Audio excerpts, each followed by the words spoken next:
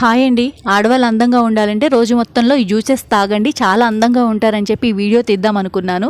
కానీ ఆడవాళ్ళు అందంగా ఉండమాకండి. ఏ పాపిష్టికల్లో వచ్చి మన మీద పడి రాబందులా పీకు తింటారో తెలియని సమాజంలో మనం బతుకుతున్నాం కాబట్టి ఏదైనా రేప్ కేసు జరిగింది అంటే ఫస్ట్ ఆడవాళ్ళ డ్రెస్సుల గురించే మాట్లాడతారు. సరేనండి, వాళ్ళు డ్రెస్సులు వేసుకున్నారు, ఏదో చేసేసారు అనుకుందాం. మరి 9 నెలల బిడ్డలు, ఉయ్యాల్లో ఉన్న చంటి పిల్లల సంగతి వాళ్ళని కూడా వదలటలేదు కదా.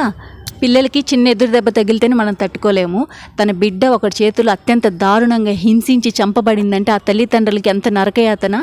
ఇది చాలనట్టు న్యూస్ ఛానల్ వాళ్ళ హడావిడి, పోలీసుల ప్రశ్నలు, న్యాయం కోసం కోర్టు చుట్టూ వెతుకులాట, ఇవన్నీ తట్టుకునే శక్తి ఆ తల్లిదండ్రికి ఇవ్వాలని దేవుని ప్రార్థిద్దాం. ఆయన దేవుడు ఉన్నాడంటారా? అంటే ఇలాంటి ఘోరాలు జరుగుతాయా?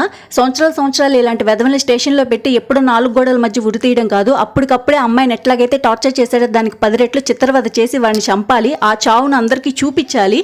అప్పుడే ఇంకొకటి చేయడానికి భయపడతాడు. మీరేమంటారో కామెంట్ చేయండి.